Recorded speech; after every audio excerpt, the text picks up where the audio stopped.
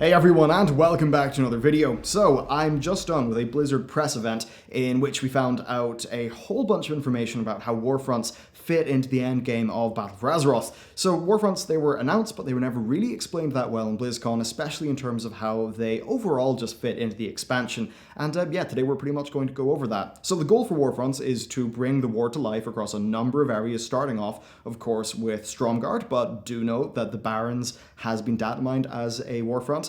And while they are Alliance versus Horde, they're not PvP, they are player versus environment. This has led to some confusion. As an example, how could the Horde and Alliance be simultaneously attacking Stromgarde? It doesn't really make much sense. So yeah, let's just get into it. Warfront content is in two parts. The first part is instanced 20-player versus environment gameplay in which players of a faction lead the assault on the Warfront against defending NPCs. Then the second part is the world content. Now, Ian didn't really mention what the world content would look like, and I followed up with two of the developers later on in the day when I was interviewing them. I think some of this is still TBD. We love the idea of faction transfer and something we're putting into the game relatively shortly. But I think a lot of this is I think Warfronts are going up on alpha in the next couple of weeks, and we'll see what comes out of that, and then I think we'll make a lot of those decisions and really hone in on what the details are. So as you can see, there is going to be something there, but very much it's still to be decided. But as a player, your core drive is to hop into the Warfront when it's active, get whatever rewards you can from that content, and then be able to do whatever world content is associated with your faction owning the Warfront. And while one faction owns a Warfront, the other one is able to contribute resources to their war effort.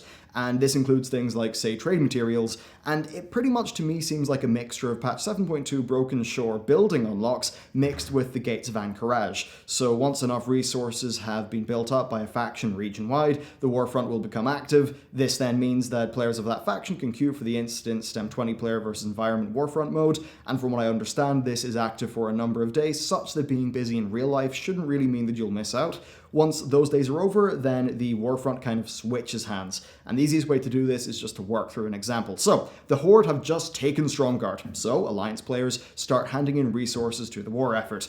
Then, after a week, Alliance players have gained, as an example, enough resources to activate the queued Warfronts. So, for the next few days, Alliance players are doing the Warfronts, and after that time has ended, then Stromgarde is in the hands of those Alliance players, which gives them access to world content. And essentially the design is that it regularly will switch hands. It is impossible for a faction to overall lose Warfronts. If the Horde puts enough resources in to start a Warfront, they will always end up with control of it. And this is necessary for a few reasons. First, they want to tie world content into this system, so they have to strike a balance between the Alliance versus Horde fantasy while still allowing both sides access to the content, especially the world content. It also is not a PvP mode, which means that a Wintergrasp style attack and defend with players isn't really possible. Plus, they wanted to avoid the problem with Wintergrasp where sometimes it would not change hands for a very long time on certain servers. I think it's easiest to think about this from a player perspective, so you'll probably log in and you'll check how much building progress is there, you'll look at how close your faction is to unlocking the Warfront, you'll maybe then chip in by donating some resources, presumably for some kind of bounty. Then once the Warfront is active, you're able to queue up for that new type of content for a period of time, you'll probably get some rewards, then a few days later the Warfront will have been won by your faction, and you'll get access to the world content in that zone. At this point, then, players of the opposite faction will be donating resources to their war effort so that they can reclaim the Warfront. And this whole resource mechanic is based on region, not by server, so players on a low-pop server or an unbalanced one don't need to worry about not getting access to the content.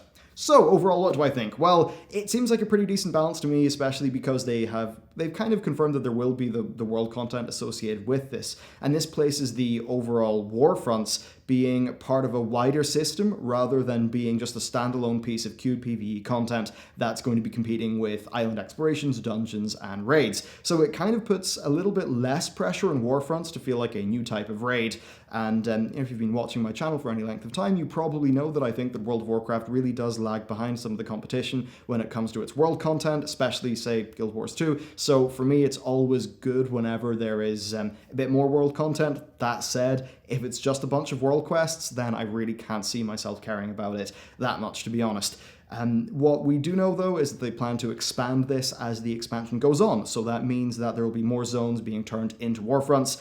I don't really know if old Warfronts will be deactivated when a new one opens up, but what I love here is that it allows for Blizzard to have the war progress narratively and in terms of gameplay as the patches roll out, and I think that's something we've not really seen in World of Warcraft before, and is, yeah, something that's just brilliant for the endgame storytelling. And I suppose to round off this video, I want to talk about just the overall, broad view of the endgame systems of BFA. So we've got Legion stuff, so that's world quests, dungeons, especially Mythic Plus, and raids. Then on top of that, we've got island explorations with their 4 different difficulty modes. And then we've got Warfronts on top of that, with Warfronts seeming to be a flow between the factions on nearly a weekly basis. That seems a bit more beefy than the Legion systems. Of course, we'll have to see how Azerite and Heart of Azeroth progression actually sort of drives you through all of those different systems and what the reward mechanics are, but that's pretty much a broad view of what Warfronts are and how they slot into the Battle for Azeroth endgame. For me, really, I just want to know, what is that world content like? I know they have this cool new AI that they've developed for island explorations. I think it would be pretty cool if we had the world content of a Warfront feeling like more of a dynamic battlefield. We now know that they have the tech with those AI from the island explorations, and I think if they put that together in a really creative way, it could actually create a new type of world content for World of Warcraft that we haven't seen before, and that would be awesome. So I suppose that's my big suggestion to them.